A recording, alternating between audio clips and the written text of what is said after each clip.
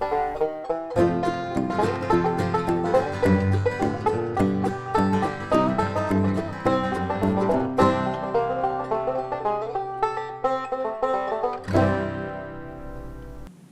folks, welcome to Fishing Lake Country, guys. Thank you all for subscribing. Thank you for watching.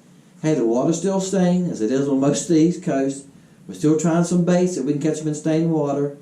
I bought some new jig time material, some brighter colors and stuff. So hey, today we're going to try another hand-tied jig and see if we can catch some crappie in the stained water. Come along with us, guys. Let's go catch some crappie. Alright. See if we're recording this time, guys. Last time I took a picture. It's fun you have with cameras, I'm going to tell you. The GoPros. Well, there's a decent one here. That's a nice one. He looked like a big one on the LiveScope. What do you think of that one? Woo! Gotta love it, guys. You gotta love it. Woo! God. I got a friend over here. We're sharing this little area. What do y'all think of that one? Look at the eggs in that one. She's full of eggs. She's gonna go back. God, that crappie there's way over 2 pounds. That's a big crappie. That crappie's 16 inches. Alright guys, I'm gonna get her back. Y'all heard me talking about that. As long as you keep them out of the water, the Game Commission says, the biologist says, the longer they're out of the water, better chance they got to die. And she's full of eggs. We want her to lay some babies. Go lay some eggs, girl. Comes with my bait. See the fish right there.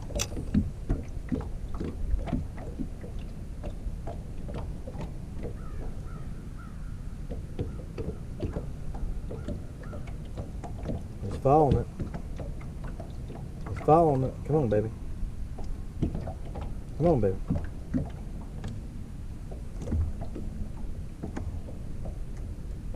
Quit on it, didn't he? He stopped right there. He quit on it.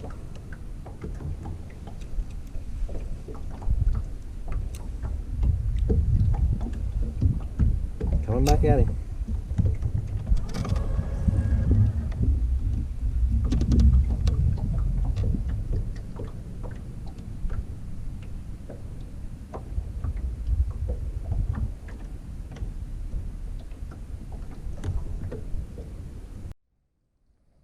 Alright guys, I got the one I was showing you, and how I caught him was I moved the boat.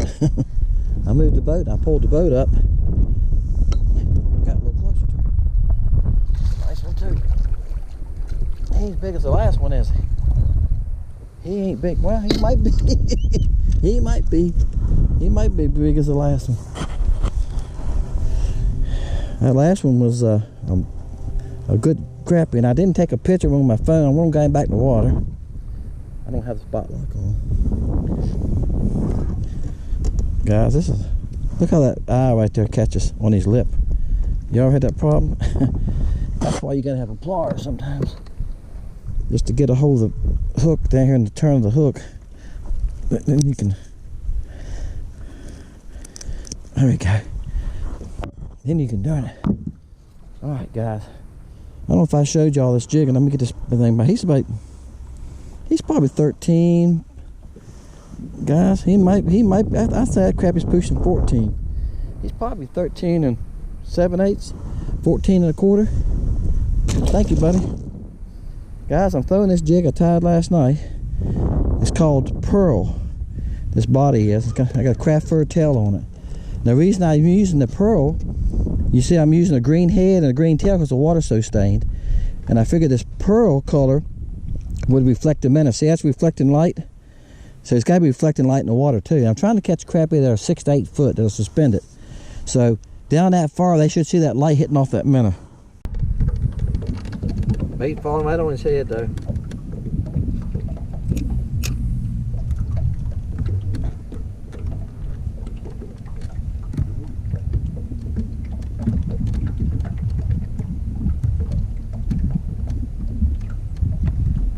My bait's right there, it is.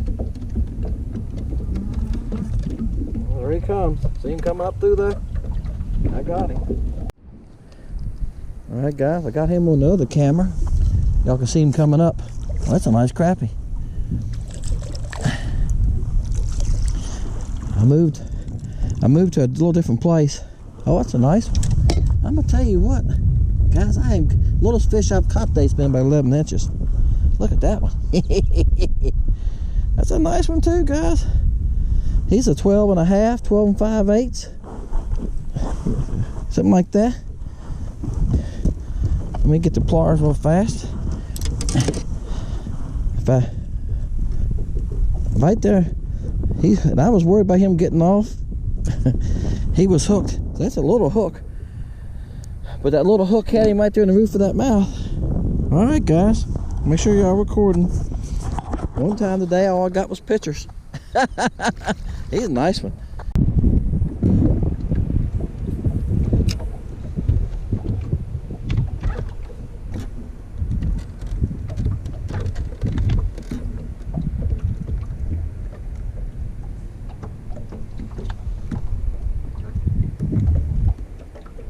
Winds just pushed me so bad I'm having a hard time keeping up with the fish, and they're constantly moving, as y'all can tell.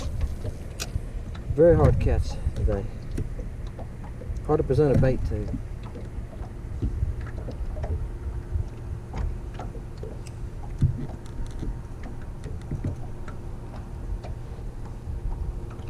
And my bait's not even close to him, if y'all seen it. But I feel like I'm where I should be. The wind will push me.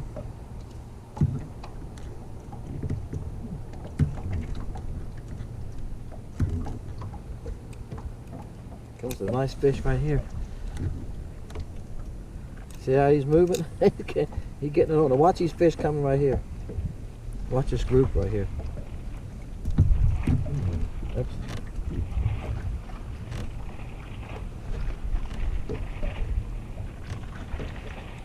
My bait's right there with him. See my bait right there with him?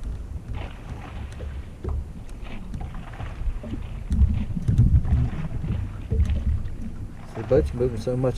That's my bait. My bait was right there with him. Fell right down there through him. I didn't pay any attention to it. There's one at the top up here.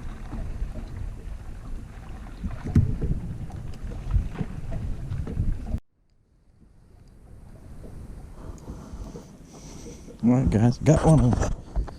I'm walking him to the net. I'm gonna tell you what, I cut my spot lock off. I seen these crappie come by, and when I hit my spot lock, or the spot lock cuts on the move of the boat, they're running. That's how finicky. Oh gosh, guys, he come off right there. That was a nice one. I got to see him flop one time on the water. I'm just holding on too. Y'all noticed I wasn't reeling. That's the first one I had on that long and lost. But anyway, that was a good 12. That was a good 12, 14 incher. I got to see him out in here somewhere. But that's how finicky they are. If they hear that spot lock run or that trolling motor runs, and I'm in 16 foot of water, and they're about they're averaging 8, 10 foot down. All right, that's okay. We're not gonna cry. We're gonna find another one. We don't get too upset about it. What kind of fish these are right here, guys?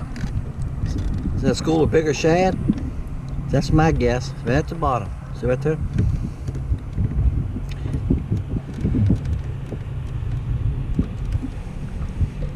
I'm moving the scope to see what else we see.